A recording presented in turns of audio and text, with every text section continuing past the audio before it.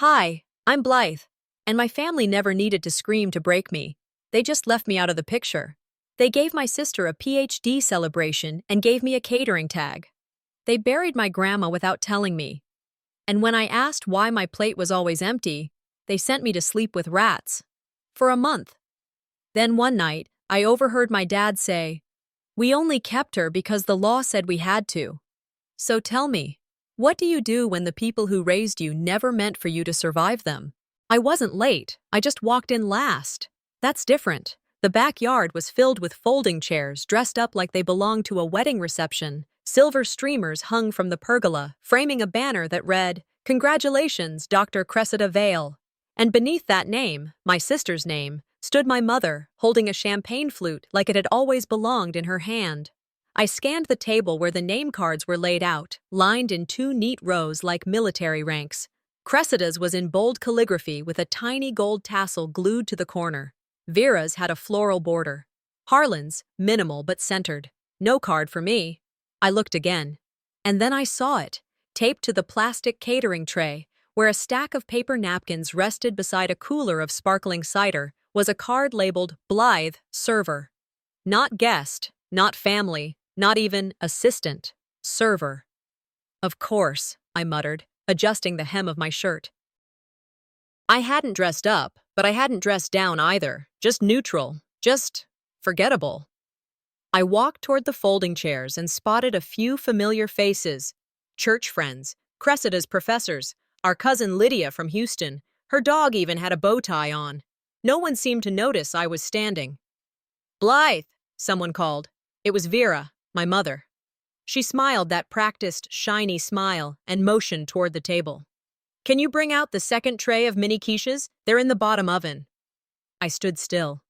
"Sure," I said finally, already turning around. She didn't even check if I'd heard. Inside the house, the air smelled like lemon floor polish and microwave cheese. I took a breath, set the tray down, and leaned on the counter.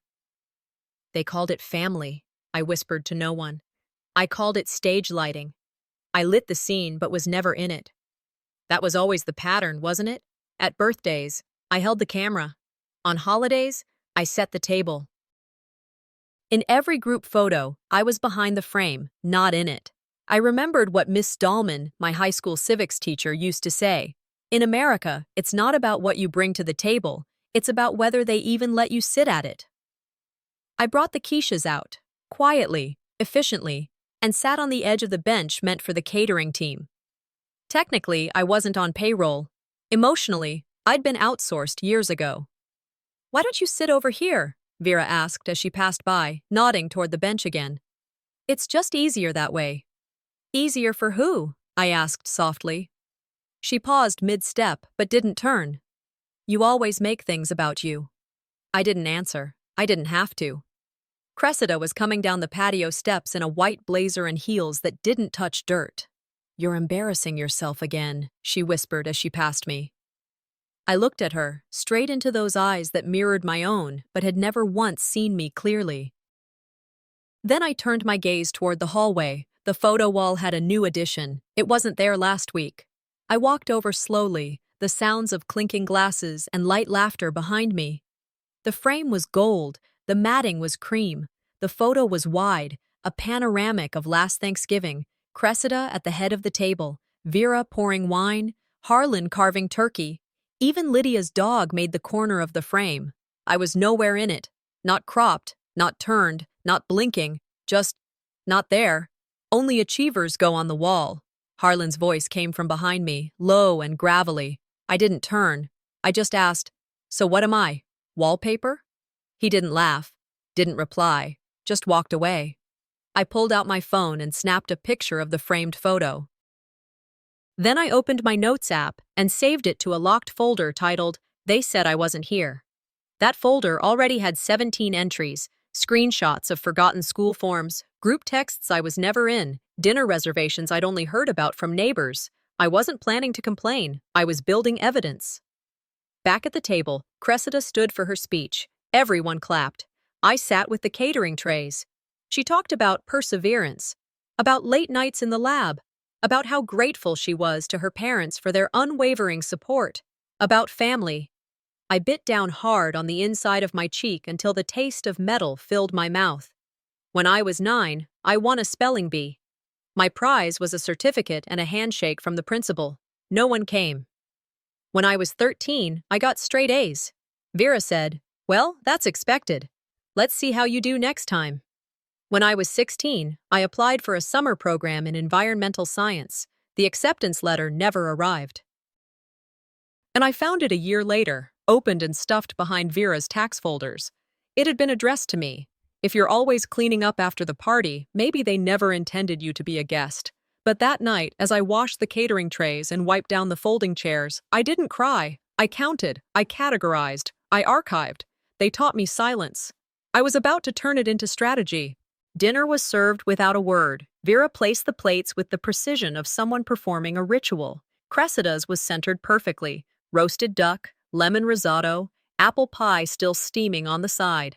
Mine, a slice of toast that hadn't seen a toaster, and a scoop of canned carrots dumped onto a chipped saucer. No drink, no napkin. It was the kind of insult that didn't need to be loud to echo. I stared at the plate, then looked up. Harlan sat at the head of the table, sipping his beer like it was another day worth forgetting. Cressida checked her phone between bites, the screen's glow reflecting off her polished nails. Vera wiped her hands on a monogrammed cloth and sat down like a queen at rest. I waited, and then I asked, "Why does Cressida get steak?" I said, low but steady. "And I get this?" The fork dropped first. The metal hit the porcelain and then the tile. Silence. Harlan didn't speak, just stared. His eyes narrowed like I'd insulted the wallpaper. Vera, across from me, picked up her wine glass. She didn't rush, took a sip, then another. Finally, she set it down and said, "Because she matters, and you don't." It wasn't yelled. That would have been easier to forgive. She said it like she was reciting a fact from a brochure. Calm, clinical. Cressida didn't even pretend to be shocked. She smiled, cutting into the duck like it had done something to her. "You shouldn't talk while you're still learning to chew." I felt my hands start to tremble, so I slid them under the table and locked my fingers tight around each other. I wasn't scared. I was doing math, emotional arithmetic. If that sentence was the opening act, what would they say next? I didn't cry. I didn't leave. I chewed. Truth doesn't destroy families, I thought. Secrets do. I watched Vera. She didn't look away. She never did. That was her strength. Eye contact and detachment. Cressida looked over at me once, not with pity, not even annoyance. With amusement, like I was a bug that kept finding its way back to the window, no matter how many times they swatted me off the sill. They weren't upset that I'd asked. They were upset that I might ask again. That terrified them more than anything. But it wasn't the first time I'd been reminded I didn't belong. I had years of evidence. A year ago, I walked down the hall and heard Vera laughing on the phone with her old college roommate. I wasn't eavesdropping. I was trying to find my charger. "Oh no, Blythe wasn't planned," she said between giggles. "Cressida is the dream. She's the reminder." I stopped breathing for a second, just long enough to wonder if I'd heard it right. But then she said it again. Slower, meaner, clearer. That was the night I stopped hoping for her approval and started archiving her patterns. Tonight only added to the file.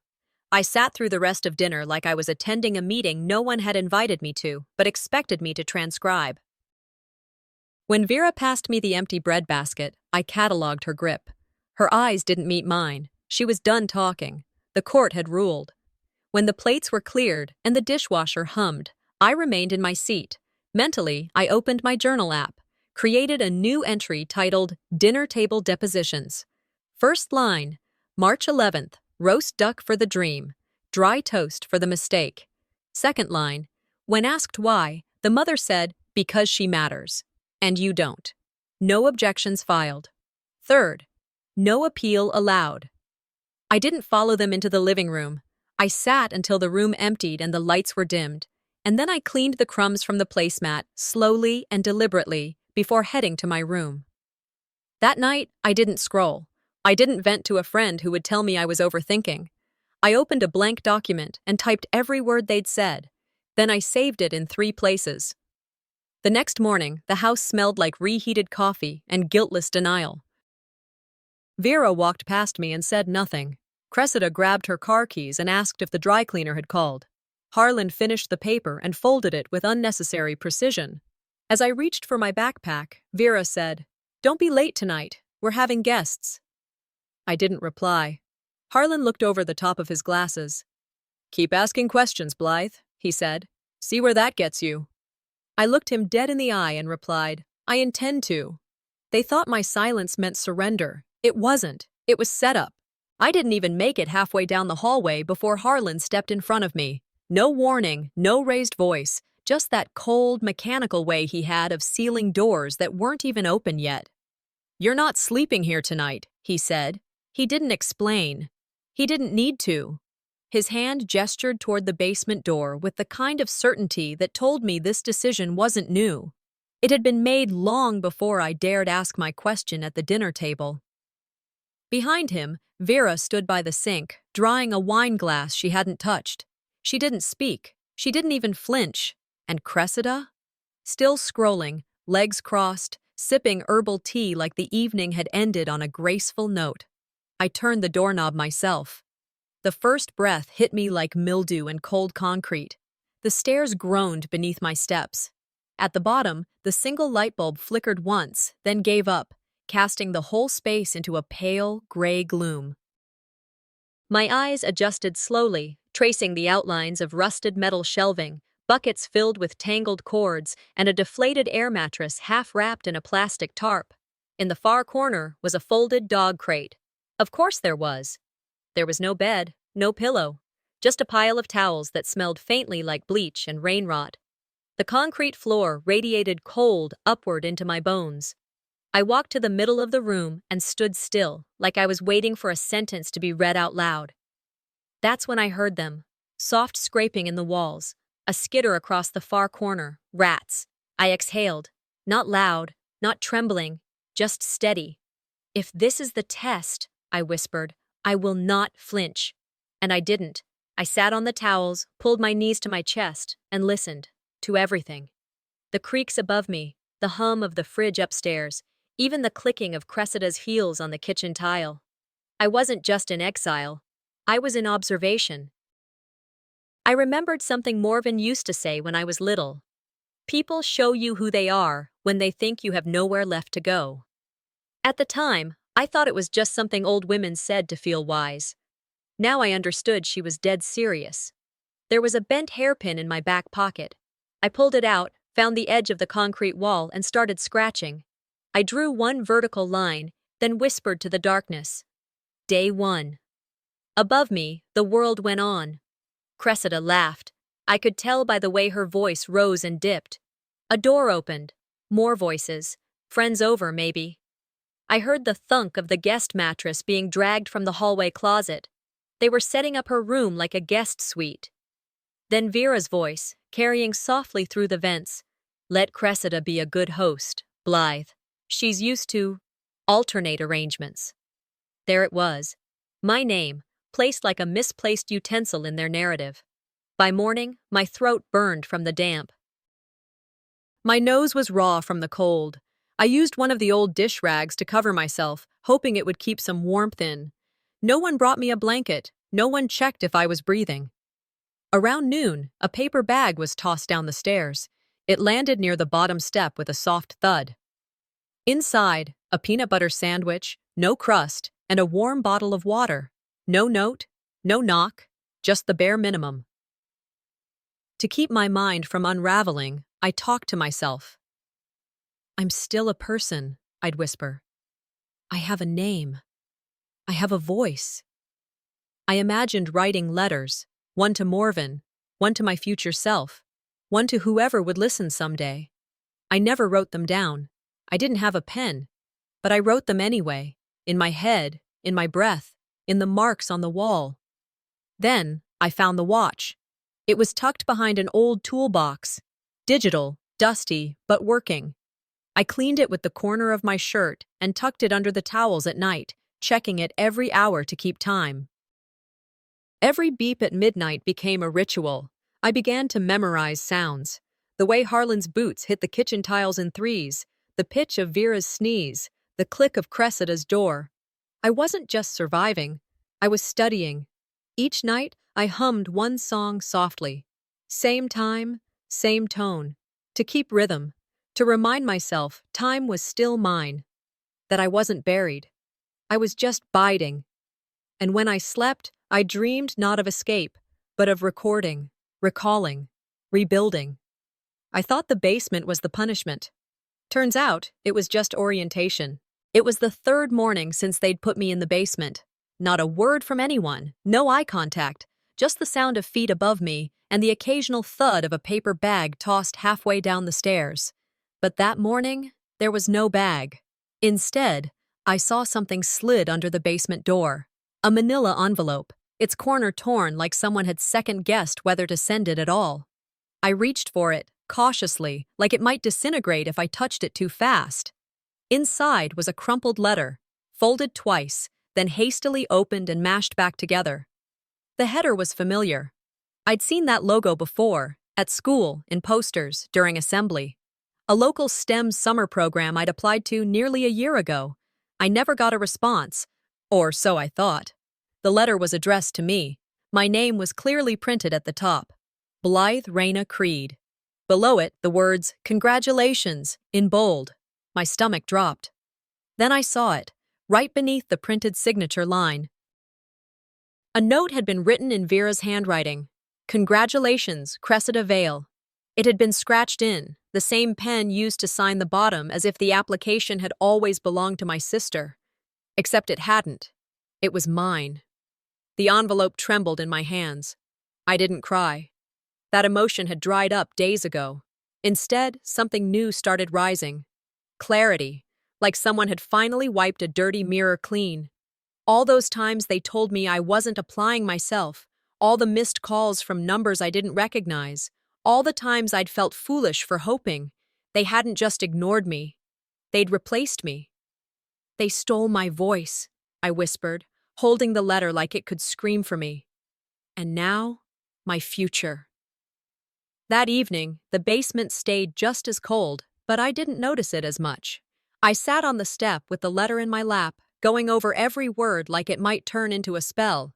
I remembered something Mr. Chang, my old science teacher, once asked me, "Hey Blythe, didn't you get the STEM placement?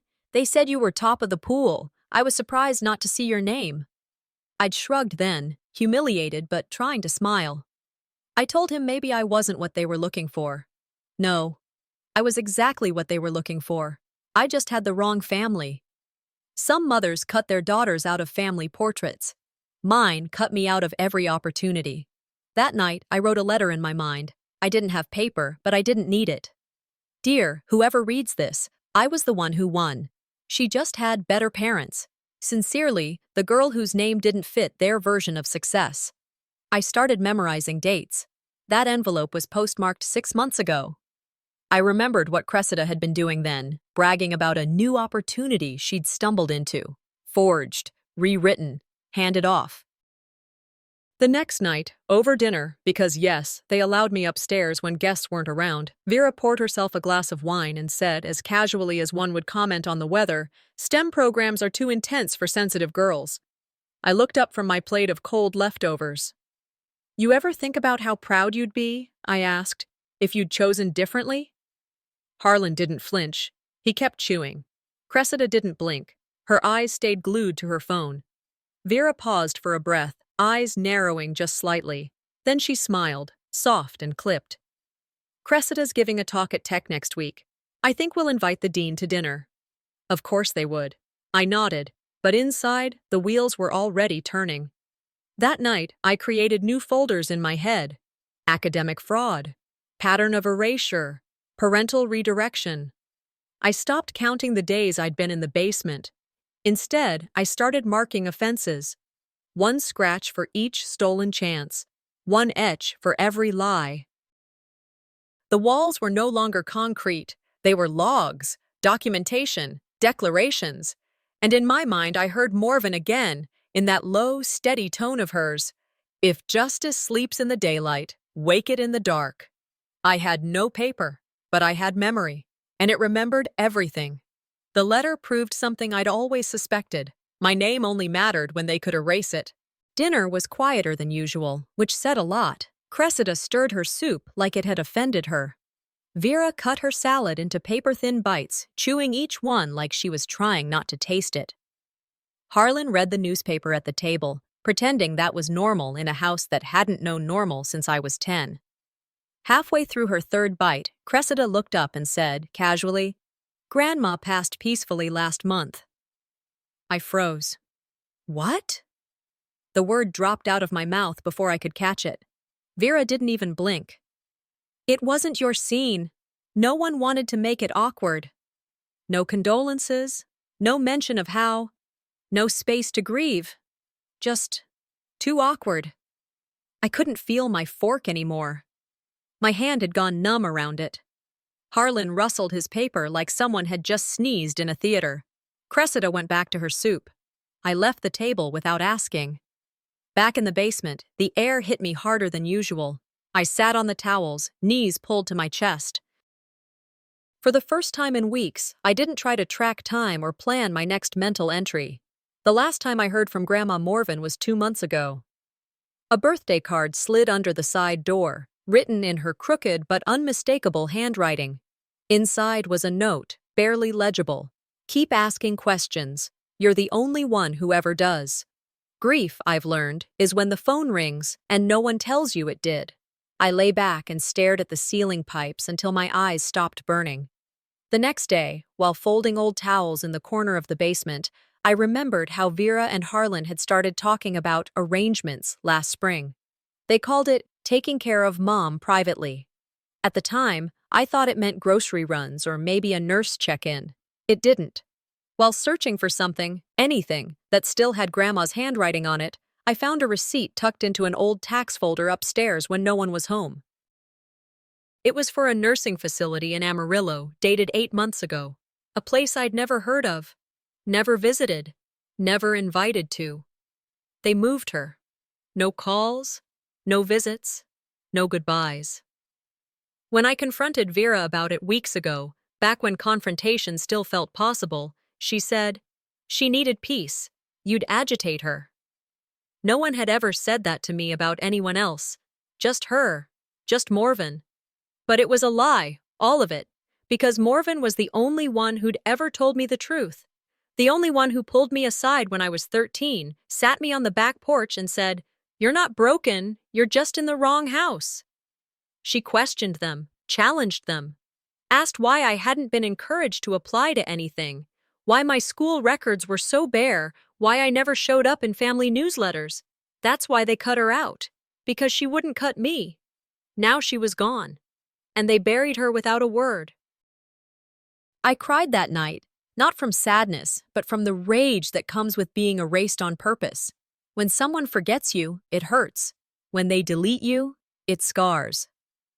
The next morning, I mapped it all out on the basement wall, not in dates, but in damage.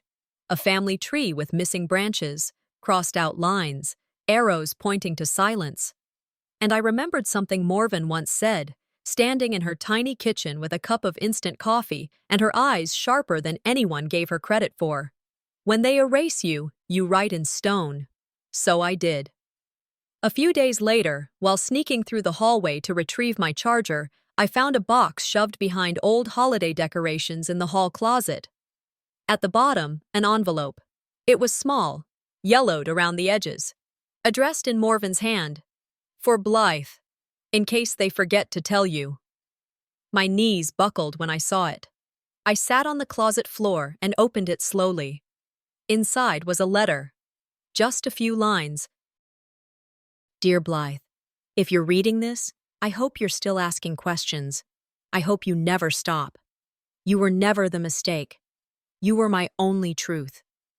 Tucked inside the fold was a photo, me at 6 years old, sitting on her lap. I was laughing. She was smiling straight into the camera. Neither of us looked unsure. I held that photo all night. I didn't sleep. I didn't speak. But I made a promise. They buried her in silence. Now I'll raise my voice louder than ever before. 2 weeks had passed since I found Morvan's letter. since the truth burned itself into my bloodstream and changed the rhythm of my breath. I'd expected the silence to settle by now, to dull at the edges. But silence doesn't soften. It sharpens. It carves. Harlan came home that Thursday with oil on his hands and sawdust on his jacket, like always. He walked past me without a glance, set his keys on the counter, and cracked open a beer before Vera even stepped into the kitchen. She walked in moments later, cheeks a little pink, too much gloss on her lips. "You'll be helping someone next week," she said, her tone breezy, rehearsed. "Family friend, needs some help around the house." I didn't blink. "What kind of help?" She waved it off like I'd asked how many spoons we had in the drawer. "Just basic things, cleaning, errands. It'll be good for you. Contribute." Harlan added, "He's been good to us. Took care of that brake line bill." That's when I knew. This wasn't help. This was payment. Later that night, I wasn't supposed to hear the call, but the hallway vent carried every syllable. "She looks healthy," the man said. "Quiet too. I need someone full-time." "She's not college-bound," Vera answered. "Might as well make herself useful." My heart didn't race. It froze, like it needed to stay still to hear better. They weren't giving me a chance. They were settling a tab. And I was the currency. I went downstairs and scratched a new line into the wall. Not a date, but a label. Traded, not raised. The next morning at school, the atmosphere felt different. I was used to avoidance, to being overlooked, but this time the glances lingered a beat too long. Something had shifted. It was the final assembly of the semester. Cressida was the keynote speaker. She stepped on stage in a navy blazer and heels that never touched linoleum. "Family values," she began, "are the backbone of everything I've achieved." A slideshow played behind her, photos of family dinners, birthday candles, college tours. I wasn't in a single one. At the end, the screen read, "Thank you, Mom and Dad, for building the woman I am today." Later that afternoon, someone posted a TikTok clip from the event. It zoomed in on the slide with the photos, paused, then cut to me sitting in the back row, alone. Caption: "Is this girl even related to them?" The comments poured in. "Yikes. She's definitely adopted." "No seat at the table, huh?" I didn't respond. I didn't flinch. I simply didn't show up the next day. Instead, I started collecting things. Screenshots. Audio from hallway conversations. Passwords left open on shared devices. I wrote entries in my notebook in invisible ink, baking soda and lemon, just in case someone checked. They thought I was retreating. I was rewinding. Momentum builds that way. The night before, I was supposed to go help the family friend. Vera tossed a dress into the basement stairwell. "Wear this. Don't embarrass us." It was Cressida's old debate uniform. Still had the dry cleaning tag, frayed at the hem, a makeup stain on the collar. I held it up to the light. Recycled fabric, recycled rolls. I didn't try it on. I folded it neatly, placed it in a trash bag, and tucked it in the darkest corner of the basement. Not out of defiance, but clarity. They didn't want to fix me. They wanted to repackage me. So I gave them exactly what they expected. Silence, submission, empty space at the dinner table. But I kept something they hadn't counted on. Every day I wasn't seen, I recorded. Every insult left hanging. I caught in my hand and stored like currency. Because if they planned to hand me over, they should have at least checked what I was carrying out with me. The backyard had been transformed again. String lights wrapped around every beam of the pergola. New ones, cool white, not the warm tones I liked. I recognized the rented tablecloths, the monogrammed napkins, and the caterer's menu. I had printed it out myself. "Keep to the kitchen, Blythe," Vera had said that morning. "There are too many eyes today. It's best if you're useful but not seen." She called it an academic spotlight celebration. Cressida's latest publication had been featured in some university journal, and apparently that called for Prosecco, bruschetta, and a guest list long enough to make the local Rotary Club look small. I wasn't on it, not as family, not as support. I found my name, once, tucked at the bottom of the catering contact sheet. Point of contact, Blythe Creed. One of the guests, a woman in pearls and too much foundation, asked Vera while sipping wine, "Don't you have another daughter? What's her name? Bree? Vera laughed softly. We had one. The other just visits sometimes. I stood behind the folding screen near the drink station and pressed my hand to my stomach to quiet the rolling. I checked the printed guest list later, tucked behind the clipboard near the DJ booth. Cressida's name was at the top. Harlan and Vera's were bolded. Mine wasn't there at all. But I recognized the font. I had designed the template. It was like being the ghost of someone still breathing. After placing the final round of appetizers on the bar cart, I walked out to Vera. Can I at least sit at the table when they announce the speaker? She didn't answer immediately. Instead, she looked through me, then leaned in, lowering her voice. Keep this up, she said, and I'll have Dr. Wexler reevaluate you. You remember what that looks like on your file, don't you? I did. She had threatened it before. You don't want another incident, Blythe. You know how fragile you come across. It wasn't erasure anymore. It was fabrication. I wasn't just invisible. I was being written as unstable. Later that night, while clearing empty wine glasses, I found a folded pamphlet in my laundry basket. It was for a behavioral clinic. I knew the name.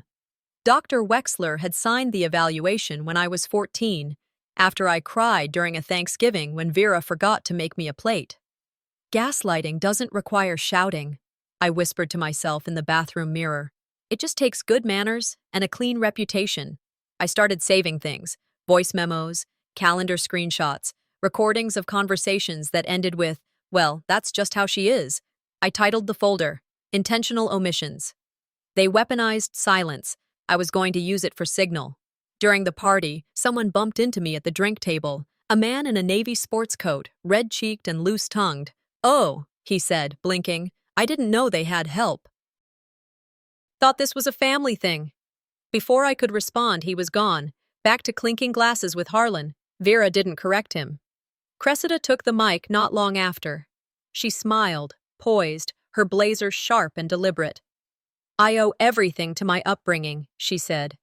To a family that taught me structure, discipline, excellence. I stepped just outside the string-light border of the patio and stared up at the darkened sky. Stars blinked back at me, indifferent but present. I whispered, I'm going to owe them nothing but the truth.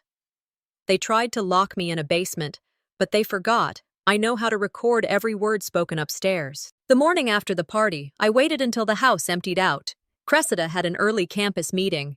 Vera had errands. Harlan was always gone before dawn, off to fix something or pretend he still could. I moved through the house like I didn't belong to it, but I knew exactly where everything lived. I retrieved the USB stick from behind the second shelf in the coat closet, tucked under an old scarf no one had worn since 2011. I checked the voice recorder, still working, still capturing fragments from dinners, hallway jabs, whispered threats. Then, while digging through the middle drawer in the hallway cabinet, I found it. An envelope, not addressed formally, not stamped, just 4 words written in permanent marker across the front, all capital letters. Do not destroy. The handwriting hit me like wind across the chest. Morven. My hands started to shake. I sat on the hallway floor and opened it slowly, like I was unwrapping something sacred. Inside, a thumb drive and a folded piece of paper in my grandmother's unmistakable style. If you're reading this, it began, they've already decided you don't matter, but you do. Save yourself first. I plugged the thumb drive into the old laptop I kept hidden in a toolbox downstairs. No password protection, just an audio file named Voice 1. It was her. Vera came by again. Morven's voice crackled from the speaker. Said she doesn't think Blythe needs a future that competes with Cressida's. Told me not to bring up college around her, not to mention the savings account. She wants it closed. The recording wasn't long, but it was enough. She hadn't just believed in me. She'd tried to fight for me. And Vera buried it, like she buried the letter. Later that evening, I searched the basement office filing cabinet. They used to let me organize their tax papers when I was 12. I knew the drawer codes, the order of tabs. There it was, a copy of a notarized document. Temporary guardianship transfer, my name, my birthday, a line that read, surrender of educational supervision to Gorin Fields. They didn't just plan to send me off. They legally reassigned my authority, like I was a car or a couch. I looked up the form online, outdated, rarely used. The notary's name? Disbarred 3 years ago. I didn't scream. I didn't run upstairs. I started documenting. I printed 4 copies of the document, saved the audio to 3 different flash drives. I uploaded everything to a cloud folder titled Property Reassignment, Creed B. My heart didn't pound. My hands didn't sweat. I was calm. Truth has timestamps. And mine now had backups. That night in the basement, I remembered what Morven used to say after my parents accused me of overreacting. "Smart women don't scream," she'd whisper while brushing my hair. "They document." So I documented. Each scratch on the wall became an offense, not a date. Each tally mark now had a label. Noted in code only I could decipher. They built a coffin for my future and forgot I knew how to pick locks. At dinner, Vera spoke loudly about Cressida's upcoming award ceremony. Harlan nodded like a trained actor. Cressida didn't even look up. The usual performance. I passed the mashed potatoes, smiled politely, said nothing. But inside, my mind was a courtroom. And they were testifying against themselves. The basement no longer felt like punishment. It was preparation. A launch pad with 4 walls and full signal. They had no idea I was about to speak, and every word would come from their mouths, not mine. Graduation week brought a rare kind of buzz into the house, one that didn't involve secrets or suspicion, but polished shoes and catered menus. Cressida's commencement was scheduled to stream across 3 counties, and Vera treated it like a royal coronation. While they rehearsed speeches and argued over hors d'oeuvres, I sat in the basement with earbuds in and a blank Google Doc open on a screen no one knew I had. At 3:11 a.m. that morning, I hit upload. The podcast episode was titled The Daughter They Sold. I scheduled it for 7 o'clock p.m. sharp, just as their celebration dinner would reach its second course. The audio opened with Morven's voice. "I told Vera not to touch that fund. I told her Blythe deserved it, earned it." Then came a clip of Vera, chuckling during one of her wine nights. "We only raised one real daughter." Harlan followed. "Blythe, she's a tax write-off at best." I laced each quote with supporting images, documents, photos, receipts, legal notations. This wasn't a cry for help. It was a courtroom on a timeline. Every second was intentional. Every word chosen not to wound but to prove. They told me I had no story, so I wrote it in their voices. Before I left the house, I dropped 3 padded envelopes in 3 different mail slots. The school district superintendent, the church committee chair, the youth services director at the county office. Each envelope contained a QR code, 3 flash drives, and a printed transcript of the episode. Attached was a cover page with only one line. "If silence protects the wrong people, I choose noise." Evening arrived. They reserved a private banquet room at Eastmore Country Club, the kind of place where linen napkins feel like velvet and servers wear earpieces. I didn't go, of course. I stayed home, sitting cross-legged on the basement floor with my headphones in and the candle Morven left me lit on the shelf behind me.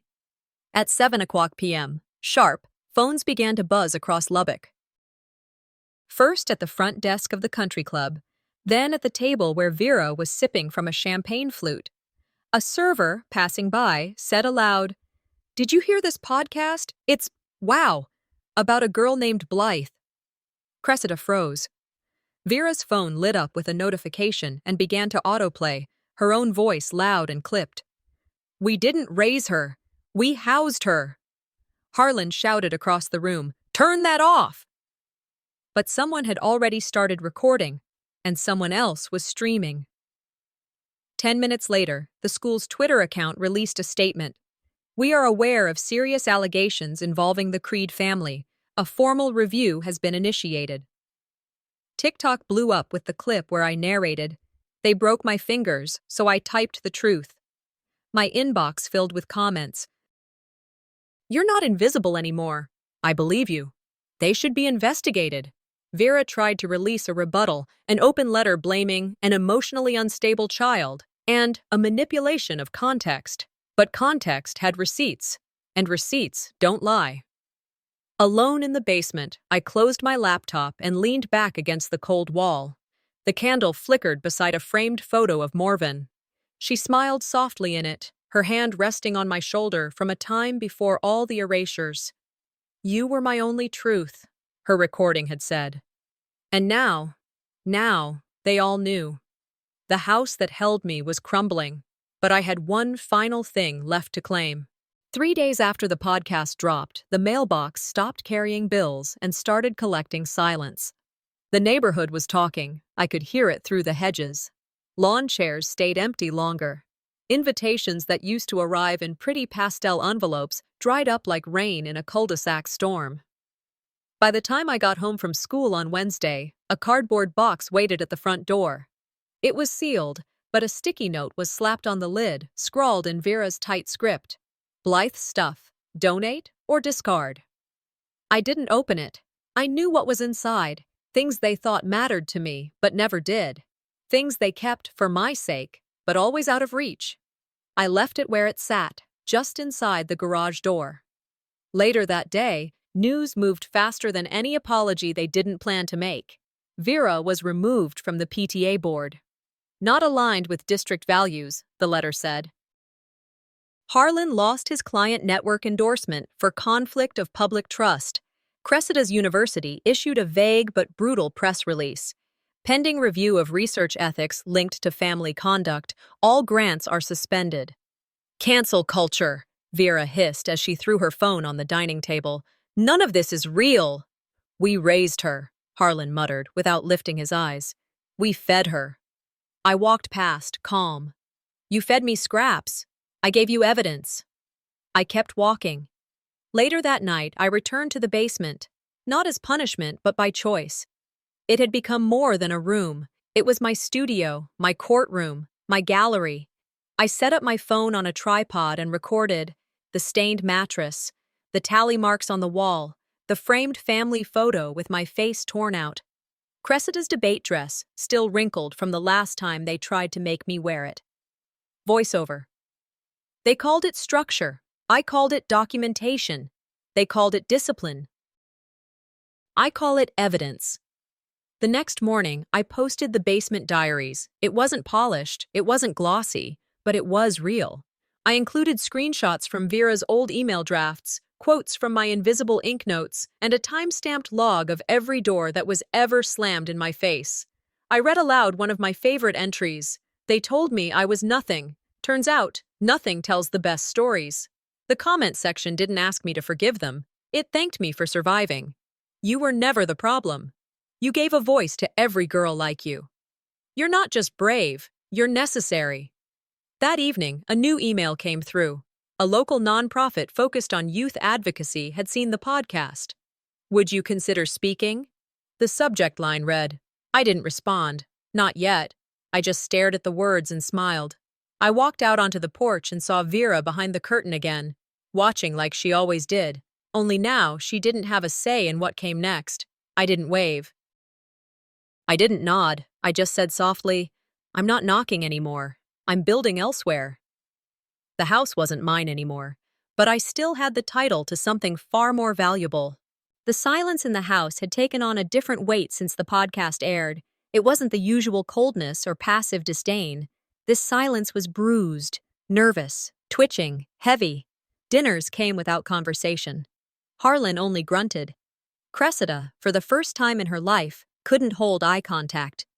Vera still tried to smooth her hair in the hallway mirror like nothing had happened, but her hands shook too often now.